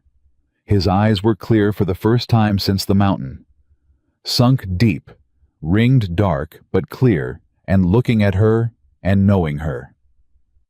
"Emma Whitmore," he said. His voice was a wreck, but it was his. "You went and did it." "Did what?" "Kept me alive." He tried to move and couldn't, and she saw the shame of it cross his face, the mountain man learning his own weakness.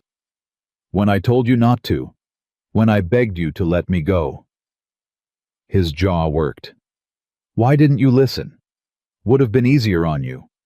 Would have been the sensible thing."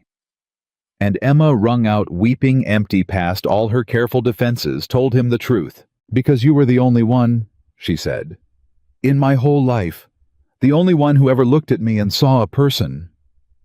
Her voice cracked. "You don't know what that is. To go 25 years and have exactly one person one look at you like you're a Christian soul, and not a joke, not a thing to laugh at, not a mule. And then to hear that person's up on a mountain dying alone because nobody thinks he's worth the trouble." She wiped her face with the back of her hand. "I couldn't let it stand, Caleb. I couldn't. If the one person who ever saw me got to just die in a rock forgotten, then it meant they were right, all of them. It meant none of us mattered, not you and not me and not anybody they'd decided to throw away. And I couldn't live in a world where that was true. So I climbed your mountain to prove it wasn't." She met his eyes. "I didn't come to save your life. I came to save the both of us from a world that said we weren't worth saving. And I did. I did do that." Caleb Dawson looked at her for a long, long time. And then this hard, solitary man, who had faced 3 drunks without a flicker, and taken a bullet without a cry, and named a murderer while the fever ate him alive. This man's face broke slow all the way, and he wept. "I've been trying to die for 4 years," he said. "Since I put Sarah and the young ones in the ground. Went up that mountain to do it slow since I hadn't the nerve to do it quick. And every year I didn't quite manage it, and I hated myself for the failing." His breath hitched. "And then Crane's bullet come, and I thought, well, there it is, finally. Somebody's done for me what I couldn't do for myself, and I laid in that rock, and I was Emma. I was glad. God forgive me. I was glad it was over." May. He looked at her streaming. "And then you come through that door. The fat laundry girl I tipped my hat to.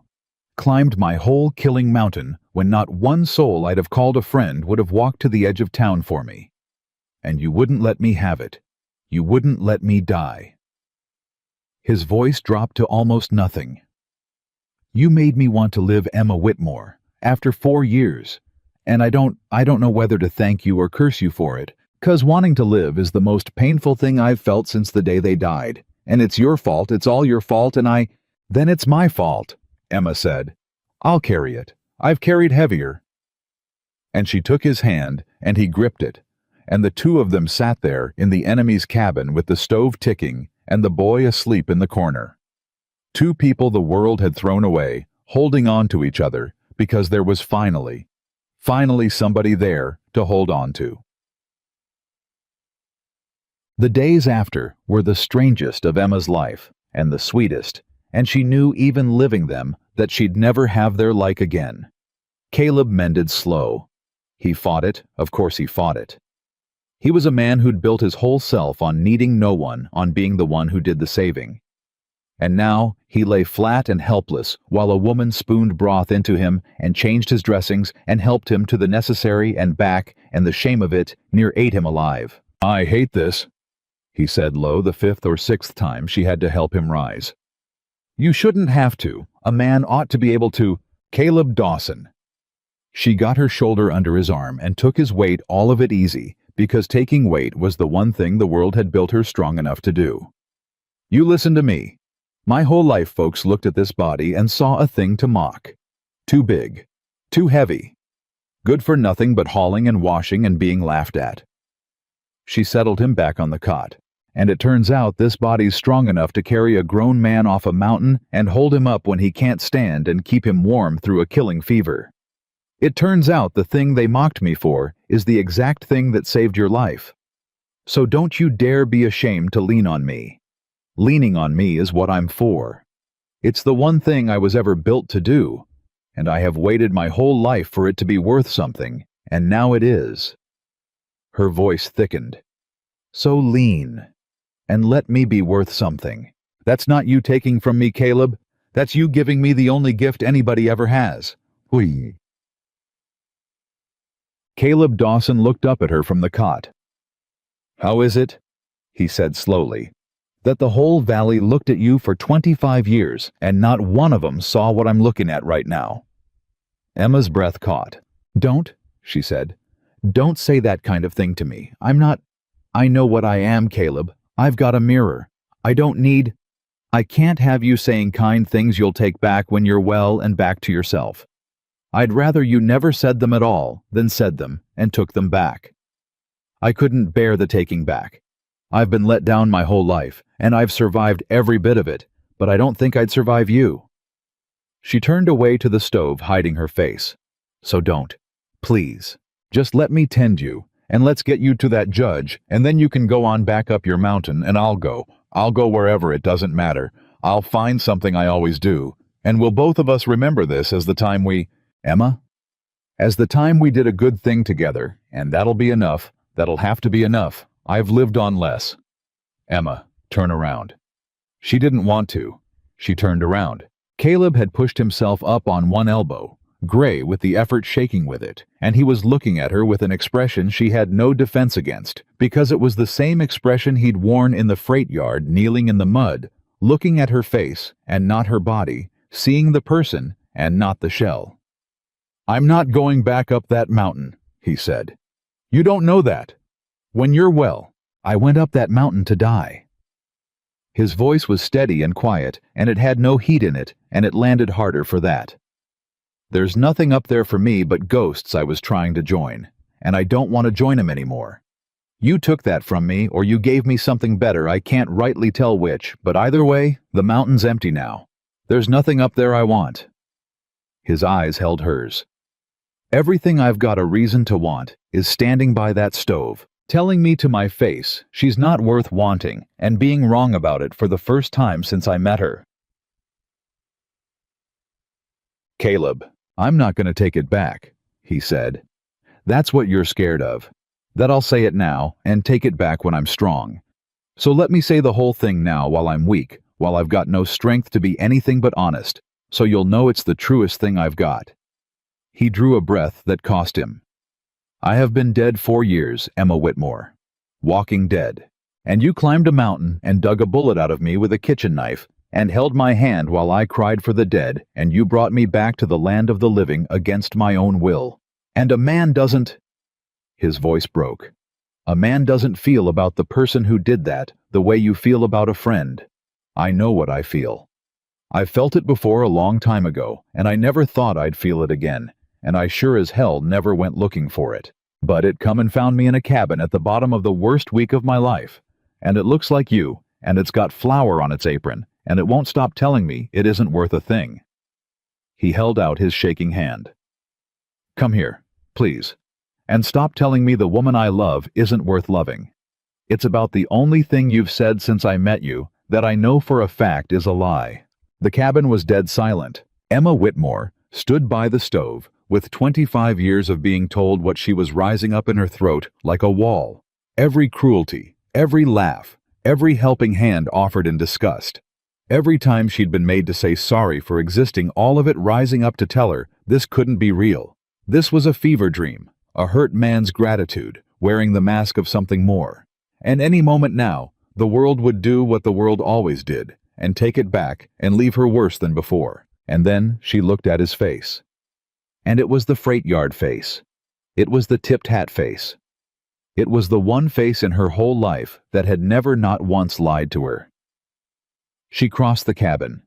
She took his shaking hand, and Emma Whitmore, who had never once in 25 years been touched by anyone in kindness, went down on her knees by the cot of a man the whole world had thrown away, same as her, and she pressed his rough hand to her wet cheek, and she said the truest thing.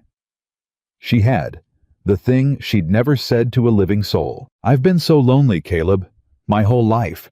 So lonely I stopped even knowing it was there, like a sound you've heard so long you can't hear it anymore." Her voice shook to pieces. "And it stopped. Up here. It stopped the second you knew my name. And I've been so afraid to say it, because saying it makes it real, and real things can be taken away. I'm not gonna be taken away." "You don't know that. Crane, Caleb said, "is a problem for the both of us to solve together, which is a thing I ain't had in 4 years. A both of us." His thumb moved against her cheek. "Say it, Emma. Whatever the true thing is. Say it out loud and make it real, and I swear to you on Sarah's grave and my children's, I will not let it be taken away. Say it."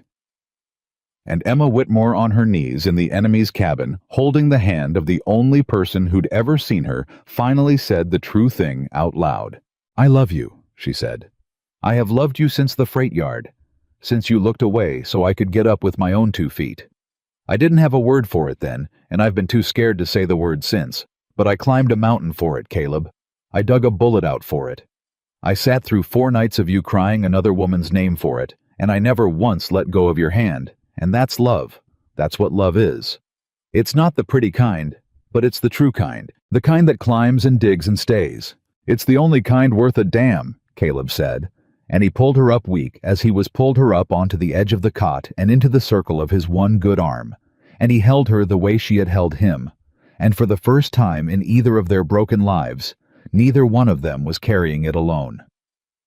Across the cabin, Jonah Reed woke, saw the two of them, and had the great good grace to shut his eyes again and pretend he hadn't. They stayed like that a long while, the fire ticking the enemy's roof over their heads, the stolen valley spread out dark below, and the crooked man who'd stolen it, not yet knowing that the two people he'd left for dead were alive and in love and coming for him with the truth. And then, on the wind faint from far down the mine trail, hoofbeats again. Many this time, a body of riders moving with purpose, coming up toward the cabin where the light showed in the window. Caleb felt Emma go rigid in his arm. "How many?" he said low. She went to the window. She counted the shapes moving up through the dark, and her blood went cold, and she turned back to the man she loved, with the truth she'd sworn never to hide from him again. 6, she said. 6 riders. And Caleb, she could just make out the man in front, tall in the saddle, not sweating even now, sitting his horse like he owned the mountain and the night, and every soul on it, because as far as he'd ever known he did. The one in front. Fine gray coat. It's him. It's Crane. He's come himself.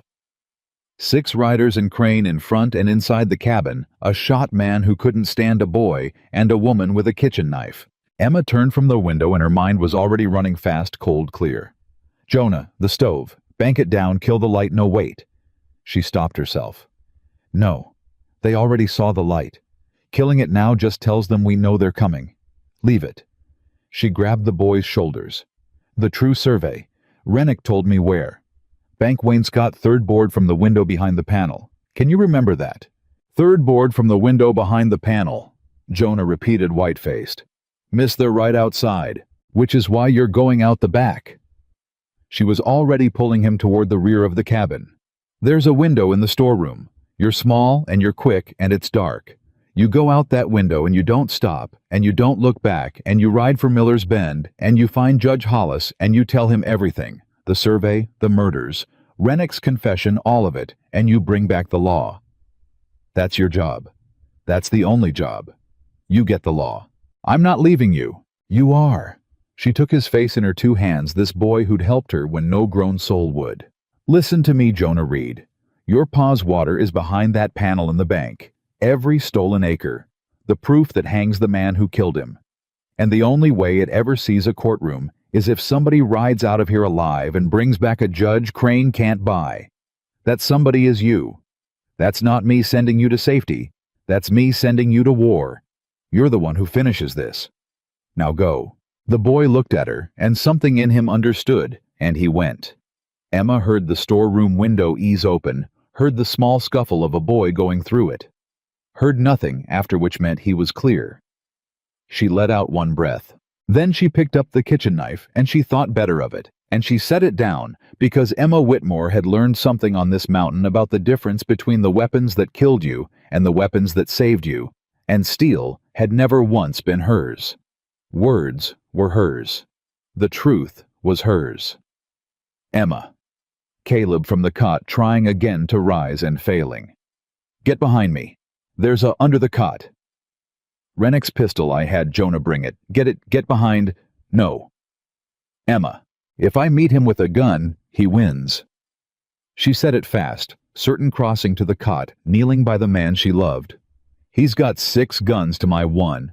A gunfight we lose, and then it's just 2 more bodies in the mountains, and a story he gets to tell however he likes. That's the whole game he's played his whole life, Caleb. He makes it about power because power's the one thing he's always got more of." She took his face in her hands the way she'd taken the boy's. "But I'm not going to play his game. I'm going to play mine. I've spent 25 years being the person nobody listens to, standing in front of powerful men who'd already decided I was nothing. And I learned something in all that standing. I learned that the one thing a man like Crane can't stand, the one thing that unmakes him, is being seen, publicly, truly, for what he is." She pressed her forehead to his. "So I'm going to walk out that door, and I'm going to make him show the 6 men riding with him exactly what he is, and you're going to trust me. The way I trusted a stranger in the dark. Can you Caleb Dawson looked at her, and every instinct in his body was screaming to protect her, to put himself between her and the danger, and he had no strength to do a single thing about it, and the helplessness was a torture worse than the bullet. And then he did the hardest thing he'd ever done. Harder than facing 3 drunks. Harder than taking Crane's bullet. He trusted her. Go, he said. But Emma, he caught her wrist as she rose. You talk him into a corner, and a cornered animal bites. You keep something back. You keep a way out. Because I did not come back from the dead to lose you in the last hour. You hear me? I hear you. She kissed his rough hand. Keep that pistol close. If it goes bad, if I can't turn him, you'll know. And you do what you have to. She stood. But it won't come to that. I've got the one thing he can't buy, and can't shoot, and can't survey away from me. What's that? Emma Whitmore squared her shoulders, all of her every pound. The town had mocked every inch it had laughed at, and she walked to the cabin door. The truth, she said. And 6 men who are about to hear it. And she opened the door and stepped out into the dark to face Harlan Crane. Crane sat his horse at the edge of the light, and he did not seem surprised to see her. That was the thing about the man. Nothing surprised him, because he'd already priced everything, already decided how it all came out, and the world mostly obliged him. He looked down at Emma from the saddle in his fine gray coat, and his 5 riders spread out behind him, hands near their guns. And Harlan Crane smiled the smile she remembered from the street 3 months back. The laundry girl, he said. You do keep turning up where you're not wanted. Mr. Crane, I'll confess something to you. He swung down off his horse, easy, unhurried, a man with all the time and all the power in the world. I did not believe Reed when he told me you'd gone up the mountain. I thought surely not. Surely even she isn't so foolish. He looked her over. But here you are, in my cabin, which means you found Dawson. Which means... His eyes flicked to the cabin, to the light in the window. He's alive in there, or you'd have run.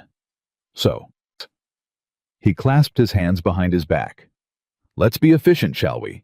I'm a busy man, and it's a cold night. What is it you think you know, and what will it cost me to make you forget it? And Emma understood the whole game. In that instant he thought this was a negotiation. He thought she'd come out to bargain. He thought she was what he'd always thought she was, a nobody who could be bought or frightened or erased, priced like everything else. You can't afford it, she said. Crane raised an eyebrow. You'd be surprised what I can afford. No, I mean it plain. You can't afford it. There's no price, Mr. Crane, because the thing I know already left this mountain. She watched his face. About an hour ago, riding for Miller's Bend, for Judge Hollis and the federal land docket. With the whole of it, the true survey, the forged deeds, the letters you wrote to the county man, every stolen acre, every name. She let it sit. Including the Reed boy's father's water, which you took 4 years ago, which killed his pa slow, which is why that boy just went out my back window and rode into the dark to hang you. And there is not one thing your 6 guns can do about it, because you can't shoot a thing that's already gone. The smile stayed on Crane's face, but something behind it moved. You're bluffing. Third board from the window, Emma said. Behind the wainscot, behind your desk, the oilcloth packet. And she watched Harlan Crane's face go white. She'd never seen it before. In 3 months of watching that man, in a lifetime of watching powerful men she'd never once seen, the certainty go out of one of them. And it was the most frightening and the most wonderful thing she'd ever witnessed, the moment a man who'd priced the whole world realized there was one thing on it he'd failed to count. How? He said. Barely a word. Rennick. She said it clear, so the 5 riders behind him would hear every syllable. The man you sent up here to murder Caleb Dawson. He told me where you hid it before he died. Right after he confessed the whole scheme. Right after he shot down Cole Vickers and the Pruitt boy, the 2 men you sent up the back trail to make sure the job got finished. She raised her voice, and she turned it now deliberate onto the men behind Crane. You hear that? All of you. Dutch Rennick turned on him at the end. Cole Vickers is dead in the rocks up on Cutthroat Ridge, and so's young Pruitt, both of them shot down by one of your own, because he couldn't stomach a second murder. That's what riding for Harlan Crane gets you. That's the wage. She found their faces, one by one in the dark. You want to know how this ends? It ends with a federal judge and a stack of proof and a witness's dying confession. It ends with a rope. And the only question left, gentlemen, the only question in the whole world that's still open tonight is whose neck goes in it. Don't listen to her, Crane snapped, and there it was, the crack in the voice, the first crack she'd ever heard in it. She's a laundrywoman, a nobody. She's lying to save her own. Am I lying about the third board from the window? Emma cut in. Am I lying about the letters, Mr. Crane? You want to tell these men there are no letters? Go on. Tell them. Look them in the eye and swear there's nothing behind that panel in your bank. She waited. He didn't. No, you can't. Because there is, and you know there is, and now they know there is, and the only man on this mountain tonight who's guaranteed to hang is the one wearing the gray coat. One of the riders shifted in his saddle. Boss, the man said, uneasy. Is that as their letters? Shut up, Fen. 'Cause you told us this was about running off a squatter. You didn't say nothing about no federal judge, no letters. No, you didn't say Vickers was dead. The man's voice climbed. You said we was riding up here to move a woman off your property. That's what you said. You didn't say murder. I said shut your mouth. And Emma Whitmore, who had stood silent in front of powerful men her whole life, who had said sorry 1,000 times for things that weren't her fault, drove the wedge home with the truest thing she had. They'll hang with you, she told the riders, quiet now, almost gentle, which was worse than shouting. Every man who rode up this mountain tonight to help finish it. That's how the law reads it. You came armed at night to a cabin where a wounded man lay at the order of the man who'd already had him shot once. That's not moving a squatter. That's a lynching party. And Judge Hollis is a federal man who hates Harlan Crane, and he is going to be looking real hard for names to write on ropes. She let it land. But a man who turned, a man who rode down off this mountain tonight and went to Miller's Bend of his own free will and told the judge the truth before Crane's proof even got there, that man Hollis has got mercy for. That man walks. Dutch Rennick knew it. It's why he turned. It's the last smart thing a dumb brute ever did, and it's the reason his name will be spoke better in this valley than the name of the man who hired him. She looked at Crane. So there's your negotiation, Mr. Crane. Not with me, with them. You've got about 10 seconds before every man behind you does the arithmetic you taught them and figures out you're the only ticket to the gallows on this whole mountain. The silence stretched, and Harlan Crane, feeling it slip, feeling for the first time in 20 years the thing he'd built his whole self to never feel the ground moving under him, did the thing that men like Crane always do at the very end, the thing that proves what they always were. He went for his gun. Then I'll finish it myself, he snarled, and his hand dropped to his hip, and his eyes were on Emma, wide and white and murderous, all the smooth gone out of him, just the killer underneath that had always been there under the gray coat. And Fen shot him out of the saddle. Not Emma. Not Caleb. His own man. The rider who'd been told he was moving a squatter who'd learned in the space of a minute that he'd been riding for a murderer and a rope who saw his employer draw on an unarmed woman and made the only choice a man with a conscience and a survival instinct could make. Fen's pistol came up and cracked once, and Harlan Crane spun and went down in the mud of his own mineyard, and his fine gray coat took the dirt at last, and he lay there clutching his shoulder and screaming like the men in the barber shop had never heard him screaming like a man and not a power. And it was, Emma thought, the first honest sound he'd ever made. I'm not hanging for you, Fen said, looking down at him, the pistol still smoking. Not for no letters I never saw, not for no murder I didn't sign on for. He looked at the other 4 riders, and one by one they took their hands off their guns. We move squatters. We break up claims. God forgive us, we done some hard things for this man's wages, but we don't murder no woman in the dark, and we don't hang for what he did on his own." He looked at Emma. "Ma'am, is it true the judge, the mercy for them that turns?" "It's true," Emma said. Her voice shook now that it was over, now that she could let it. "Turn tonight. Ride down and tell it straight, all of you. You'll have earned whatever mercy there is." And behind her, the cabin door opened, and Caleb Dawson stood in it. He shouldn't have been able to. He'd dragged himself up off the cot gray, and shaking one hand pressed to his side, and the other braced on the doorframe, and he'd gotten Rennick's pistol somehow, and he stood there in the light, swaying on his feet, with the gun hanging heavy at the end of his arm, having heard the shot, having believed for one horrible moment that it was Emma who'd been hit, having crawled and clawed his way upright on a body that had no business standing to come out and die beside her if she was dying. He saw her whole, standing, unhurt. And Caleb Dawson dropped the pistol in the dirt and got one hand on the doorframe and just looked at her, and his face came apart. "You're all right," he said. "God, you're all right. I'm all right." Emma went to him fast, got her shoulder under his arm before he fell, took his weight the way she was built to. "It's over, Caleb. It's over." Cranes down his men turned Jonah's riding for the judge. "It's over." She was laughing and crying both. "We did it. We're alive and we did it and it's over." And Caleb Dawson, leaning on the woman who'd carried him off a mountain and dug a bullet out of him and talked 6 armed men out of a murder with nothing but the truth. Looked down at Harlan Crane bleeding in the mud, and then at the men who'd turned, and then at Emma's face, and he said the thing that had been building in him since a freight yard a year and a half before.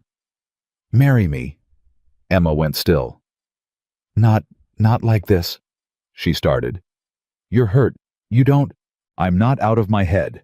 Fever's gone. You know it's gone." He turned in the circle of her arm to face her swaying, holding on to her, letting her hold him up in front of all of them, and not caring one bit. "Emma Whitmore, I have been dead 4 years, and you brought me back to life. You climbed a mountain nobody'd climb for me. You stood in front of 6 guns for me.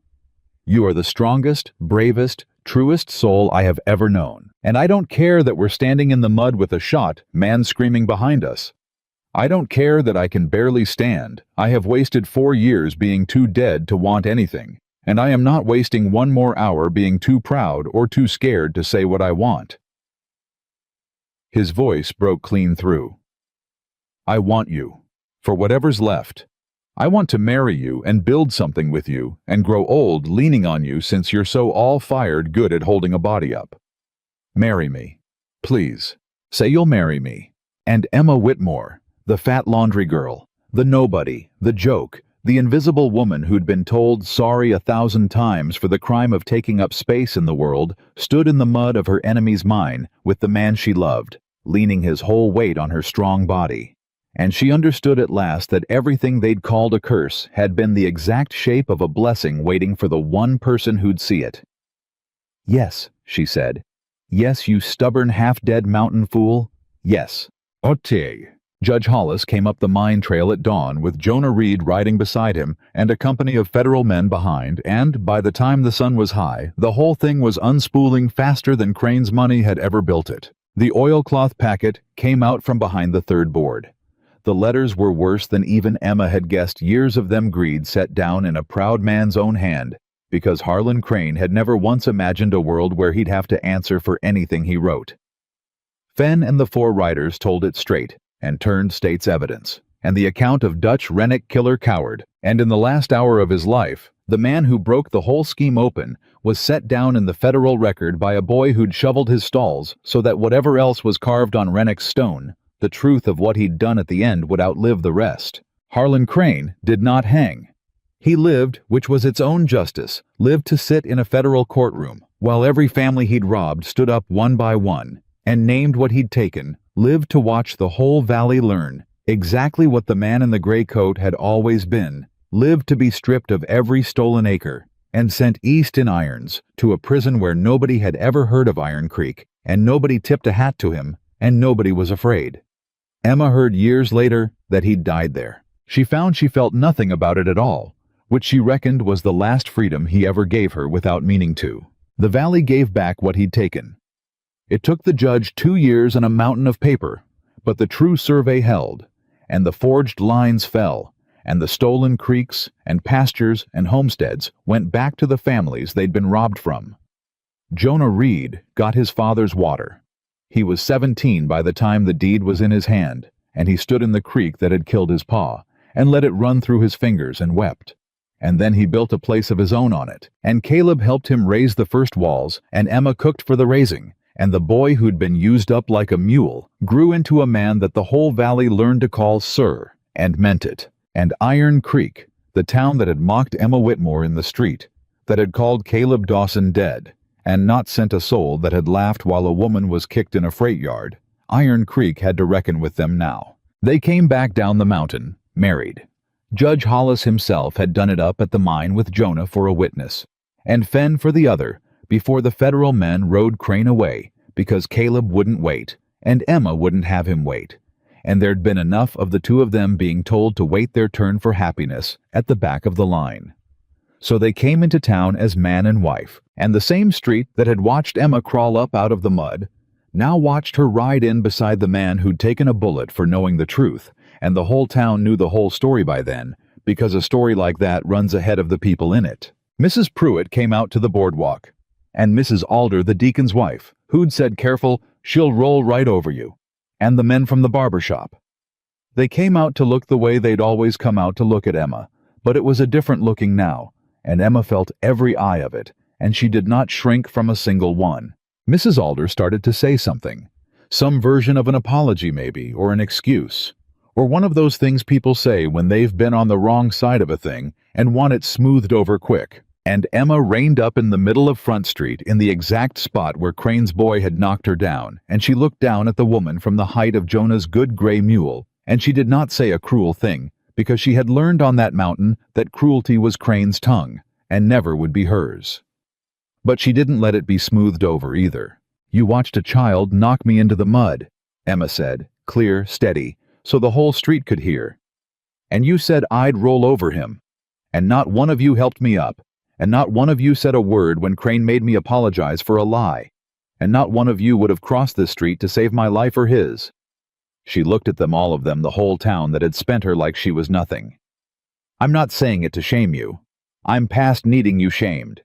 I'm saying it so it's said, out loud, once and true, so that the next time a soul comes into this valley that you've decided is too poor or too plain or too big or too quiet to matter. One of you might remember that the woman you laughed at in the mud is the woman who brought down Harlan Crane, and you might do the harder thing than laughing." She gathered her reins. "That's all.